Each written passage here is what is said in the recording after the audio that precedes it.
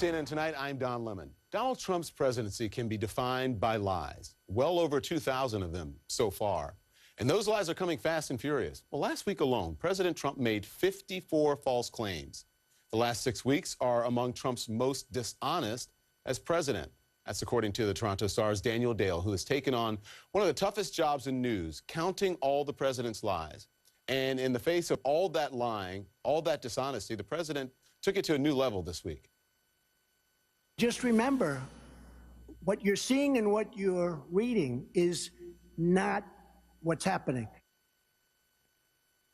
Well, this is a president who doesn't hesitate to tell you that what you see with your own eyes and hear with your own ears is not the truth. The sheer number of lies can be overwhelming. And the danger is that we'll become numb to all of this, that we'll tell ourselves it's just Trump being Trump.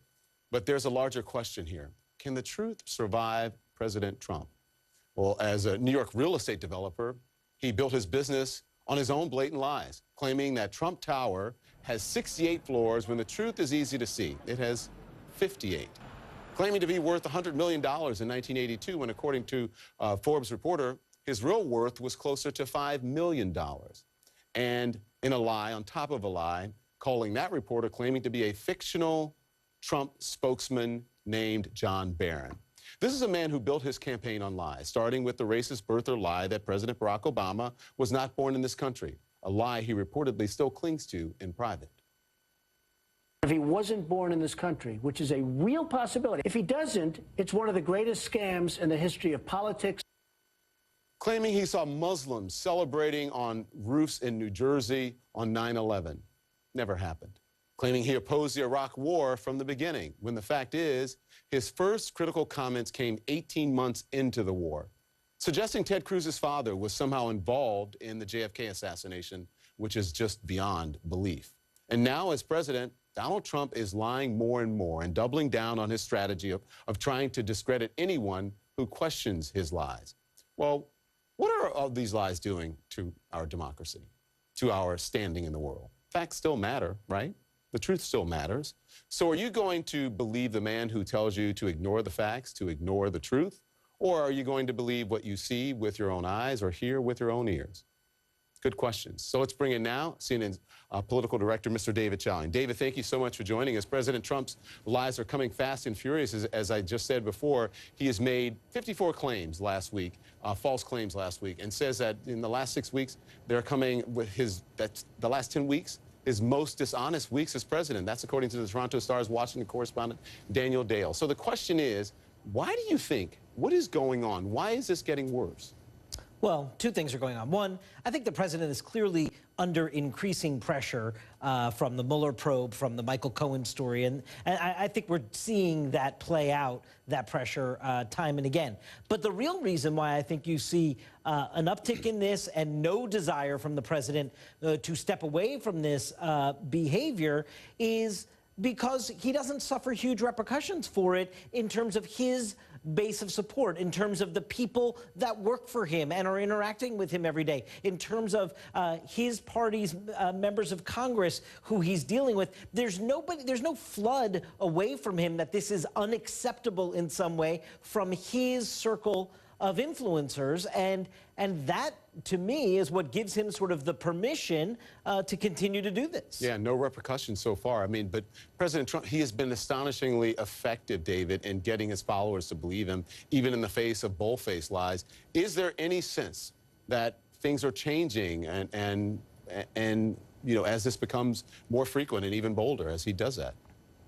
I don't see any evidence of that change, of what you're saying about his supporters starting to not believe what he's saying. I don't see any evidence of that. That's not to say there aren't repercussions larger for the president, Don. He has completely lost independent voters. That was a group that was actually with him in the 2016 presidential election. He won independents. They're nowhere with him now. So it's not as if he hasn't had some problems with the public at large, but again, his own information stream from the voters that support him, from the press he takes in, from his own fellow partisans, from his staff. It doesn't seem to be that there's anyone that's saying, you know, not telling the truth to the American people is a fatal flaw to a presidency. Yeah, look, I want to ask you about the feedback loop that is Fox News as well, because you're talking about his own, you know, what he watches on television and what have you. But the question is, maybe I should have asked it better before. Do his supporters believe him, or do they just don't care? Or it's a combination? I think his supporters believe a lot of what they hear from him, a lot of what they hear then Fox News sort of echo and amplify what he had said. Certainly during the campaign, when I would attend rallies and you would talk to voters, what they would say to you back about certain stories, let's say you mentioned the 9/11 story or even Barack Obama's birthplace, there are folks out there that believe certain things to be true that are proven not true. So I don't see any suggestion that some of his core supporters don't believe him. But you are right to also note, I do think that even when they see something and they say, okay, that may not be, he's just shading the truth there, that they're okay with that because he's giving them other things they want. He's shaking up the system. He's doing well on the economy, they believe. So they give him a pass on it. Yeah. And again, the Fox feedback loop, does that contribute to this? There's no doubt about that. So you have Donald Trump say something, let's say, that is not true. Let's say that his campaign was spied on. Not true, as he claimed it to be. That then gets repeated time and again on Fox News to all the Fox News viewers, to Trump's orbit there. That gets fed back into the White House. He sees it. He feels validated by it that Fox News is repeating his untruth, and he continues to do it. So I think that feedback loop is hugely a big part of this scenario of the president not breaking with this habit of his of not telling the truth time and again. David Chalian, thank you. I appreciate it. Now I want to bring in legendary newsman, Mr. Dan Rather, the host of Access TV's The Big Interview. You always laugh when I do that. Thank you so much for joining us. I know that you've been doing this for a while, let's say quite some time, but this bothers you greatly. Have you ever seen anything like this? Well, one, of course it bothers me as a citizen. How could it not bother me? And no, neither I nor anyone else has seen anything quite like this, because you see this clearly. We begin with that truth is the currency of democracy. Without truth, you don't have an open government, you don't have an informed electorate, you don't have a democracy. You don't have a constitutional republic based on the principles of democracy. You just can't do it. That's central. Now, Donald Trump has been very effective with a certain segment of the population, a surprising to me, and I think to others, a large segment of the population, roughly something over a third, running up, maybe up to 40%. I would say about the previous interview that you did with David, that there are some signs that some of his base, women in the suburbs, but according to the polls, are beginning to say, we've had enough. We'll see whether it holds through the election. So just a footnote, bottom of the page. But look, what's happening now, Donald Trump is authoritarian. He wants people to believe that the only truth, the one and only truth, comes from him. This is the hallmark historically of authoritarian regimes. And that's when he says, don't believe what you see and read. You know that old story. You compared it to Orwell's and what you wrote. You said when he said, "Don't believe what you see or what you hear." That's not what's happening. You said it's like 1984. It's dystopian. Well, it is. It's straight out of Orwell. And Orwell, what he wrote, it's practically a shooting script for Donald Trump. I'm not suggesting that Donald Trump read it. The evidence is he doesn't read very much. I don't think he's read Orwell. But the point being here, there is a method to this, and the method is to convince people that the only truth is the truth that comes from me, the ultimate power. I'm the energy of the ultimate power. And he has made some way of getting that. It is, as several people have said before me, he is not just attacking the truth. He wants to annihilate the truth. He wants to move us completely into the post-truth political era in which there's no such thing as objective facts. He is the only fact. He has all the facts. He has all the information. Just listen to him. That's what he's preaching, and that's his presidency will rise or fall on that. I also agree that there is some desperation lately. I do think that the appearance of closing in the Mueller investigation some of what's happening with his former counsel, Mr. Cohen, I think this is beginning to tell on him some, and that he gets more desperate. And as he gets more desperate, he takes bigger risks in telling bigger lies for more often, telling lies, and telling people, look, don't believe what you read or see anywhere else. Just come to me. I have the ultimate truth. I am the way. So I asked David, I said, do his supporters not believe him, or do they just not care? You say most Americans see through the propaganda. I hope you're right. Why do you say that? Well, first of all, that's my experience. That I have great confidence in the American people in the audience long range. Secondly, the polls indicate that. Let's remember that while Donald Trump has a solid base of support, a majority of Americans still indicate that they're very skeptical of him and in many cases can't stand him. But there was, even when Nixon went through what he went through, there were checks and balances in the Congress. But Washington, folks in the Capitol, they're not holding him accountable. Well, first of all, when Richard Nixon went through the widespread criminal conspiracies we call Watergate, there were profiles encouraged in Congress, including Republican senators and congressmen who stood up and said, this won't do. Secondarily, the institutions were holding much better, much more firmly during the Watergate time as a check and balance. For example, both houses of Congress eventually moved against Richard Nixon.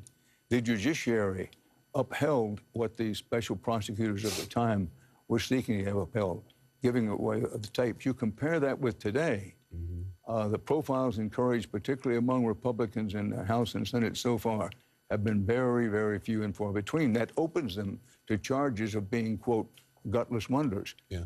Did people believe the media then? Was there this distrust of the media as much? No.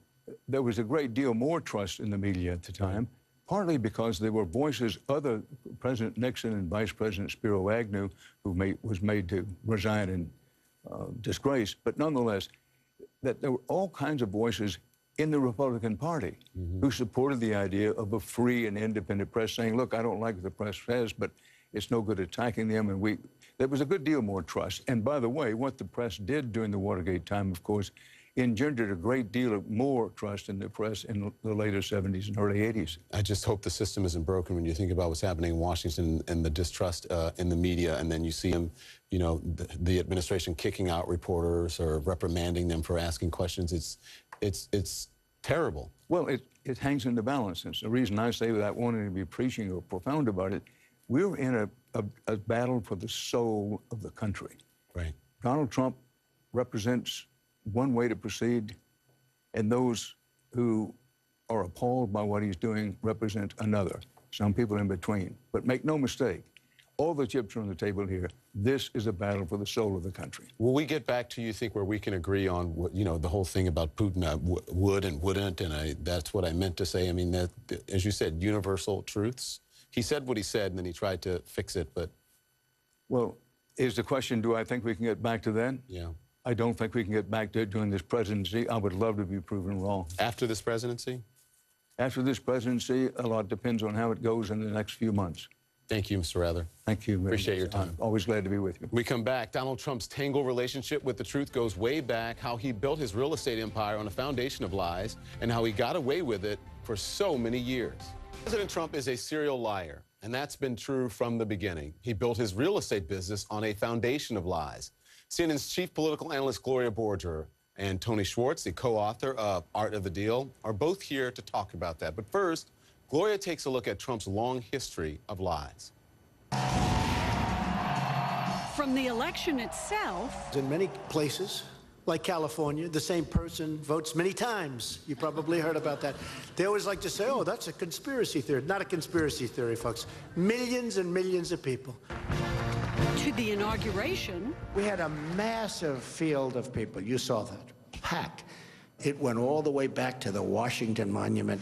To statements like this. What you're seeing and what you're reading is not what's happening. Donald Trump has had a fraught relationship with the truth, one that goes back decades to the building and selling of Trump Tower, where Barbara Rez managed the construction.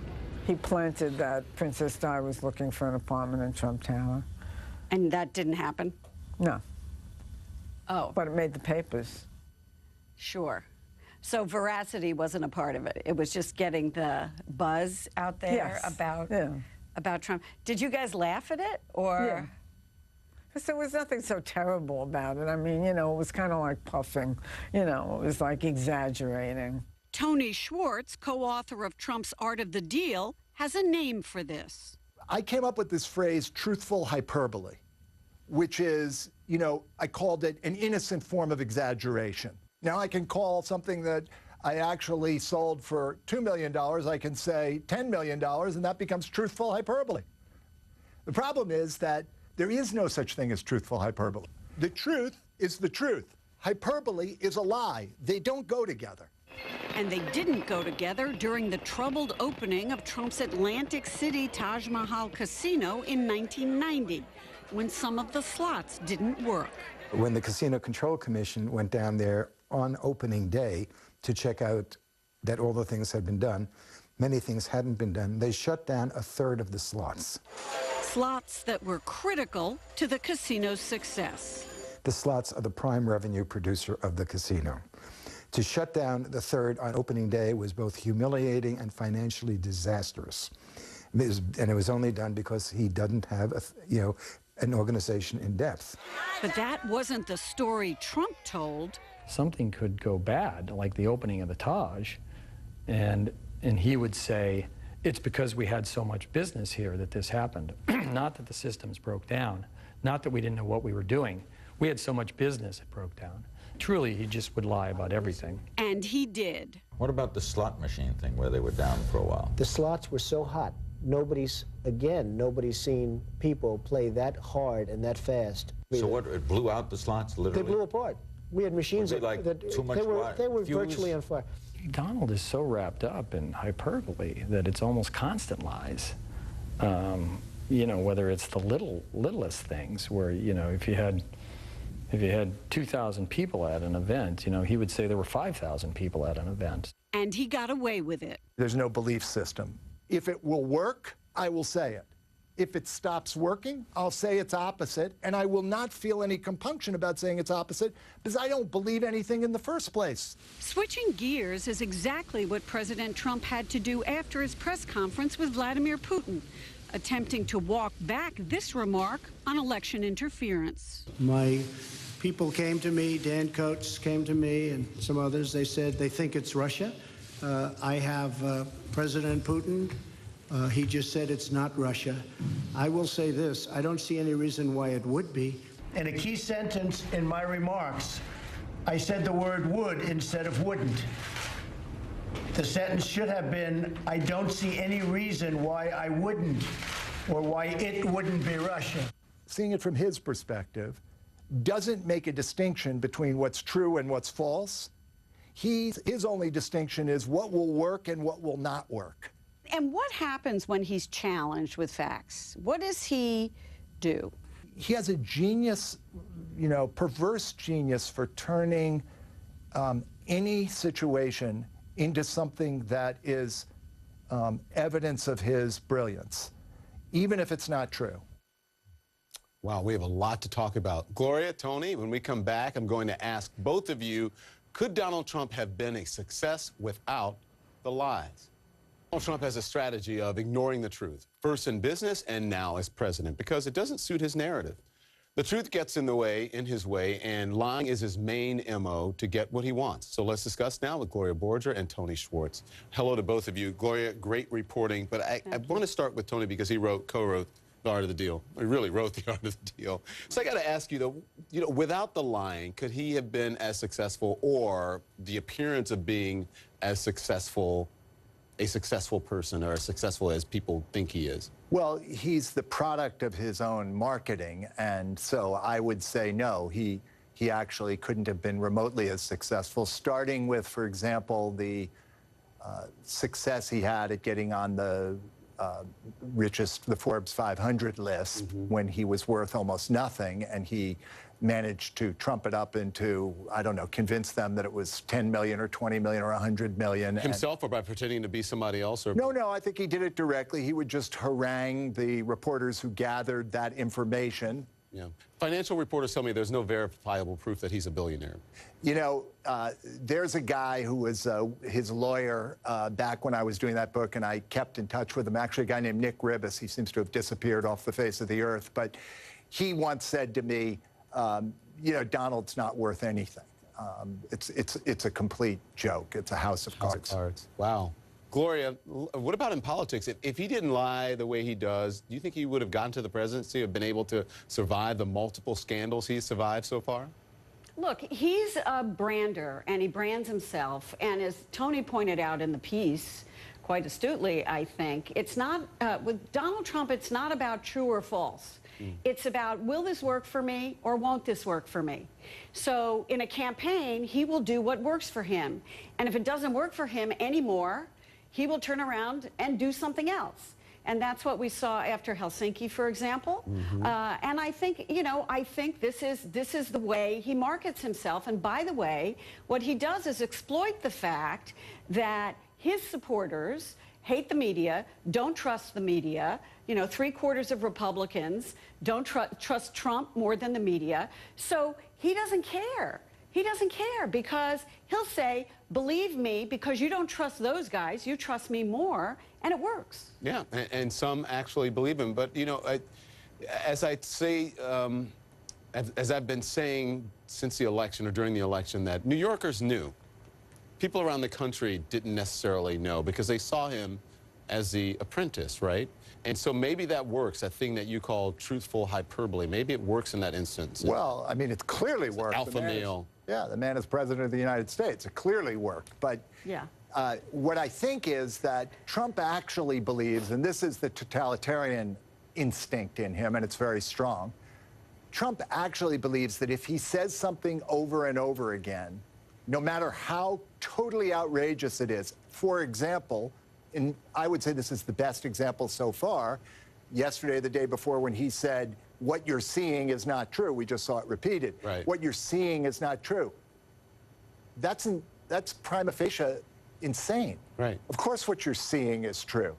But he genuinely believes, and he's not wrong, every totalitarian leader in history has used this technique, that if you say it enough time, no collusion, no collusion, no collusion, that you could have collusion in living color 360 degrees, and you still would have no argument to make. And Glorious, I mean, some have said that they believe, and even legal minds, that the collusion, according to them, has already been proven with the meeting in Trump Tower and, you know, with the one with Jared and the one with Donald Trump Jr. I don't know if that's so, but legal folks have said that. But there's so much out there that people, I guess, don't believe because of what the president and this administration has said about it. And then if you look now at the intensity of what's happening with him saying, don't believe what you see or hear, why is it ramping up all of a sudden?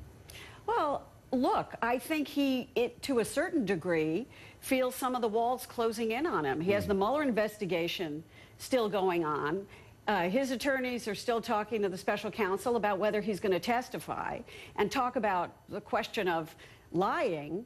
I think one of the reasons his attorneys don't want him to testify is because they're worried about it, right? They're very worried about it. And I think his back is up against the wall. One of his most ardent loyalists, Michael Cohen, has now turned on him. There is a subpoena for the chief financial officer of the Trump Organization to talk to the Southern District of New York. And I think that Trump feels the need every day to gather his troops and to say, do not believe this. There is no collusion. And again, I'm not saying there is because I'm not Bob Mueller, but there is no collusion. Don't believe this. The media are lying about this. And that is the way he keeps his supporters activated to a degree because he motivates them. Go ahead, Tom. Well, I think that in addition to what Gloria said, I agree with it, there is something going on psychologically. And we have, the media has it, the culture has it, a resistance to talk about mental health, to talk about mental illness. And then you've got the Goldwater rule, which says, you know, even professionals can't diagnose from afar. But what you can do is you can observe the behavior. And the behavior is the behavior of a man who is decompensating, who is essentially falling apart. And he's falling apart in the sense that he is upping the most extreme behavior. So when we try to understand why is he lying more, why is he tweeting more frequently, why is he saying more extreme things, all of these are a function of what's going on inside him, which is, I am used to controlling the narrative. Yeah. I am not seeming to be able to do that. What does this say, though, Gloria, about his supporters, the way he feels about the people who support him when he constantly lies to them or gives them false hope and expectations? Well, you know, I don't think it's interesting, and I'm not a psychologist, and but I think after a while, if you tell a lie long enough, you believe it's the truth. And I think that may be Donald Trump. And I think Donald Trump is very attached to his supporters. I've never seen a president reach out less to people who didn't vote for him than Donald Trump. You know, normally presidents get elected, they try and unite the country, they say you didn't vote for me, but please give me a shot. That is not what we have seen. We have seen Donald Trump instead try to consolidate the base even more. And this is one way to do it. And he's a politician, and he wants to motivate them. He doesn't want to lose the Congress. He doesn't want to lose the presidency if he runs for re-election. And they are devoted to him, and he knows it, and he's not going to lose them. And this works for him. And setting up enemies always works in politics. And so the press is the enemy, the Democrats are the enemy, you name it. And that's what he does. And it works. I got to go quickly. Tell me.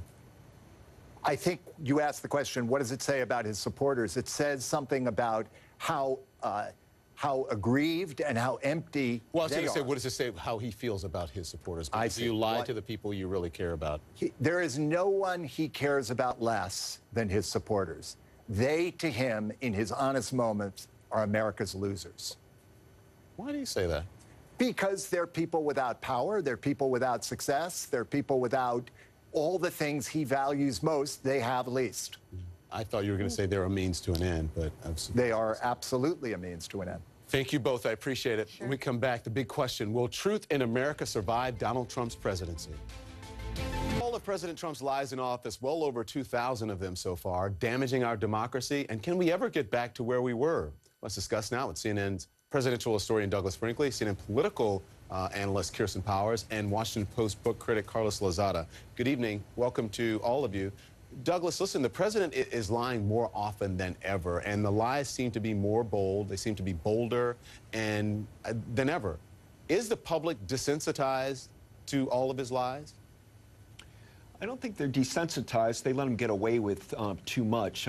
Collectively, too many people didn't read his character correctly. Donald Trump lies like breathing. It's not a matter of counting 2,000 or 4,000 or 100,000. He doesn't know what the truth is. But I think he's kind of an odious aberration in American politics. He's had momentum. He's shocked our system. He's a product of social media environment and changing, television media dynamics. But the idea that we're going to have more Donald Trumps yet to come doesn't seem likely to me. I think what's hurting, Don, is that the United States has always been, we like that we're the beacon of light, that the world looks up to us, and now we're being laughed at all over the globe that we produced this kind of caricature of a president. But I see his continuing lying as showing a president that's unraveling before our eyes right now. Yeah. Carlos, you wrote a powerful article about whether truth can survive this presidency, and you explore the idea of what you call truth decay. Tell us about that. Yes. People talk about the death of truth, whether we live in a post-truth environment. It's probably more productive to think about ways in which truth is decaying or eroding. More than really post-truth, we may be in a post-shame sort of environment where the consequences of lying are vastly diminished. And that's not quite sort of the death of truth, but I think it's just as insidious, because when there are no consequences to lying, accountability is diminished as well. And that's really what's going on with the president's sort of torrent of falsehoods, is that he's looking for ways to not be held accountable.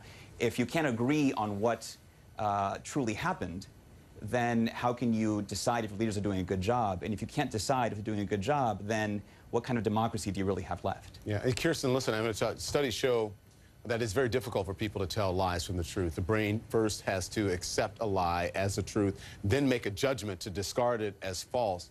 The first part is natural to the brain. The second part can be disrupted, so people can end up believing the lie. So then how do journalists and thinkers overcome that?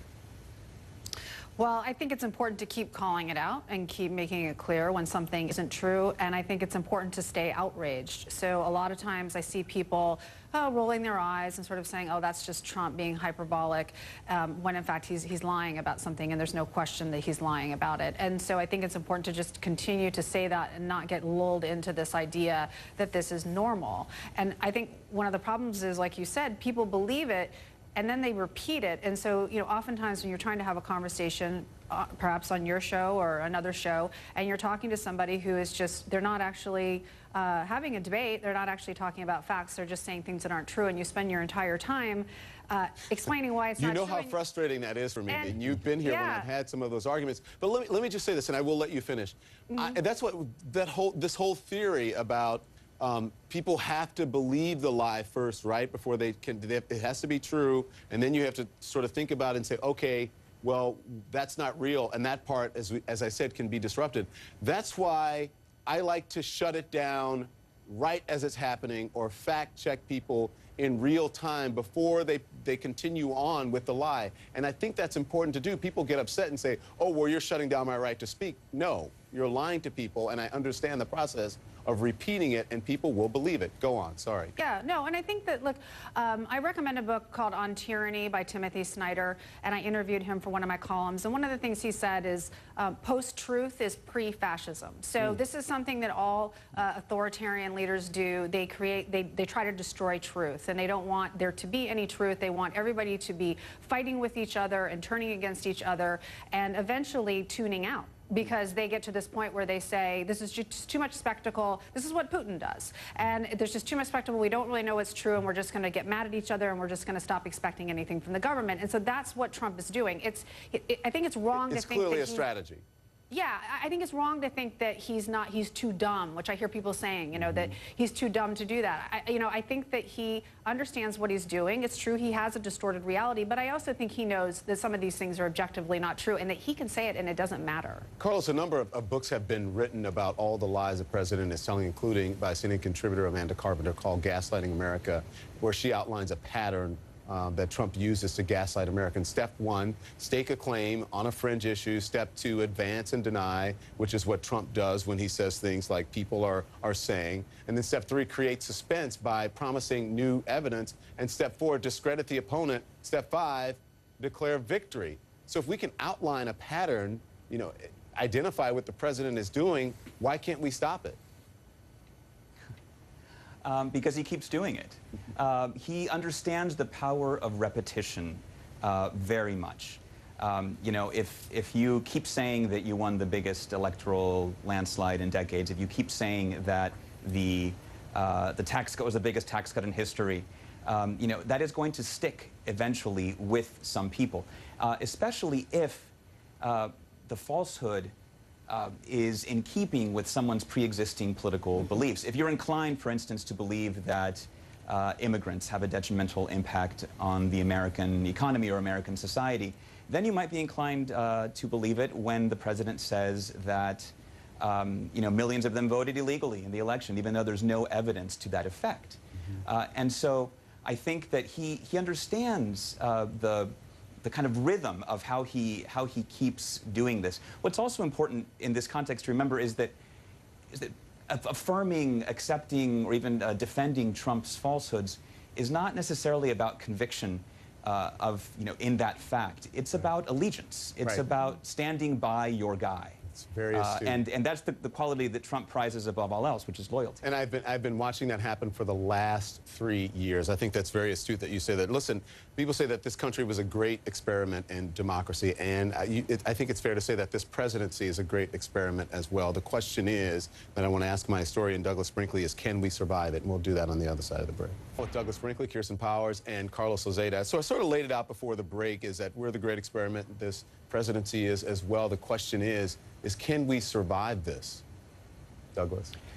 Yeah, I think we can. I mean, we have to remind ourselves that as historians that, the past is not, unique, the present's not uniquely oppressive. Our country's gone through such horrific things before. John Meacham has a great book out right now talking about how we've gone through perilous times.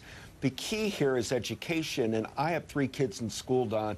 Everybody knows, we don't care what Donald Trump thinks, like George Orwell, that 2 + 2 = 5. Every math teacher in America knows 2 + 2 = 4. I have to grade kids in history. It's December 7th, 1941's Pearl Harbor. Facts still matter. If you're going to think facts don't matter, you're not going to get very far in the 21st century. So I think we're in a rut.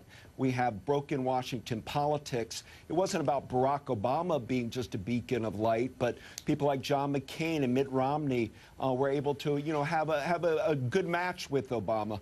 Trump has just been a nightmare, and the problem is that the Republicans are not showing courage, standing up to somebody who is a serial liar and somebody that no kid in America can look up to and aspire to be. Yeah. I want you guys to listen to this clip. It's from President Obama last week talking about politicians in line. Unfortunately, too much of politics today seems to reject the very concept of objective truth. People just make stuff up. They just make stuff up. We see the utter loss of shame among political leaders where they're caught in a lie and they just double down and they lie some more. So here's the thing, Carlos. You heard what the former president said, and in your piece, you talk about shame and the role it plays with people, but more importantly, you also talk about. You said we are no more post-racial than we are post-truth than we were under Obama. That's the quote up there. Talk to me about that. What did you mean by that? Well, at the outset of the Obama presidency, there was a lot of optimism that we had, conquered racism or struck at a fatal blow with the election of Barack Obama. Being post-racial ended up being something of a myth. America is quite racial, as it turns out, and I do think that speaking of the death of truth or being post-truth, may be somewhat premature, not to undercut the seriousness of what is going on. Truth remains, fact-based information remains vital in many other arenas of American life. In politics is where it's really being degraded. Yeah, Kirsten, just a short time here, but what does it say about us, meaning all of us as Americans, that someone who can appeal to the lowest common denominator can become the president of the United States? I don't think it says anything writ large about the United States. I do think it says something about people who are very tribal and want to believe whatever the leader that they support says. But I don't know that it's an indictment of the entire country. And I'd say I'm a little more alarmed than Carlos is. I think that the fact that it's happening in politics is probably pretty critical, because this is where we shape our policies and how somebody like Donald Trump gets reelected if this continues. And so I do think that it's important to be outraged, to be concerned. And if people are looking for practical things to do, look, the first thing that authoritarian leaders do is they go after the media. And so we're watching it happen right now. And so I think it's very important for people to speak up for a free press, speak up for the media. And it's important as well to vote. Don't just get upset. Exactly. That's the thing. Vote in the midterms. Thank you. Thank you, Douglas. Thank you, Kirsten. Thank you, Carlos. Appreciate it.